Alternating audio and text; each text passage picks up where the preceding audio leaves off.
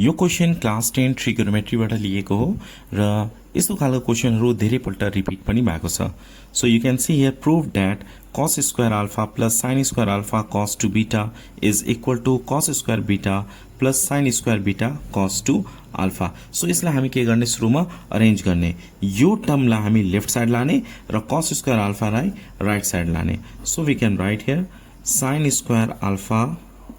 cos 2 beta यो टर्मलाई left side ल्याउँदाखेरि हामी के लेख्छौं माइनस यहाँ प्लस छ भने माइनस हुन्छ sin square beta cos 2 alpha is equal to यो cos square alpha लाई राइट साइड लाने so we can write here cos square beta minus cos square alpha now यहाँबाट हामी LHS लिने taking LHS so sin square alpha cos 2 beta minus sin square beta cos 2 alpha यो चाहिँ हामीले LHS लेखेको छौं अब हामी यहाँ cos के प्रुफ गर्नुपर्ने यो cos square beta minus sin square alpha अब यो cos 2 beta छ अब यो cos 2 beta हामी cos को फर्म में युज गर्छौं cos 2 alpha को फर्मुला पनि cos में युज गर्ने किन हामीलाई cos प्रुफ गर्नुपर्ने छ cos square beta minus cos square alpha proof गर्नुपर्ने छ त्यही भएर हामी यहाँ के लेख्छौं sin square alpha यो cos 2 beta को फर्मुला के हुन्छ 2 cos square beta minus 1 minus sin square beta right here sin square beta अब cos 2 alpha को फर्मुला cos मा 2 cos square alpha minus 1 now just multiply before multiply we can do one thing sin square alpha किन RHS मा हामीले के proof गर्नुपर्ने cos square alpha proof गर्नुपर्ने छ त्यही भएर यो sin लाई पनि cos मा कन्भर्ट गरिदिने यहाँ sin square beta छ हामीलाई cos चाहिन्छ त्यही भएर यो sin लाई पनि cos मा कन्भर्ट गरिदिने and then we can multiply so sin square alpha को फर्मुला के हुन्छ 1 minus cos square alpha 2 cos square beta minus 1 minus यो sin square beta को formula in the form of cos 1 minus cos square beta 2 cos square alpha minus 1 let's multiply now अब multiply गर्दा 1 into cos square beta 2 cos square beta minus 1 into 1 1 minus यो दुईटा multiply गर्ने cos square alpha minus into 2 cos square beta के हुन्छ 2 cos square alpha cos square beta minus minus plus cos square alpha into 1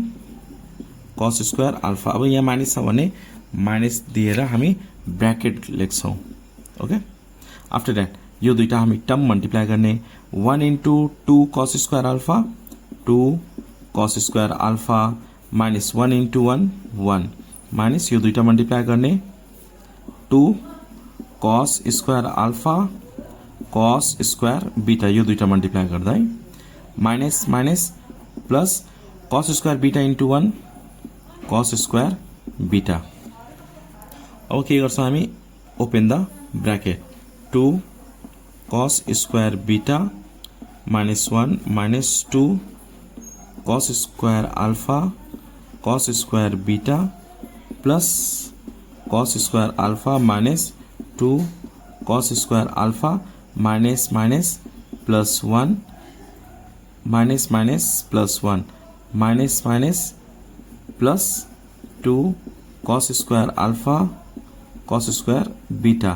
minus plus minus cos square beta अब हेर्नुस् यो positive छ यो के छ नेगेटिभ छ so this and this we can cancel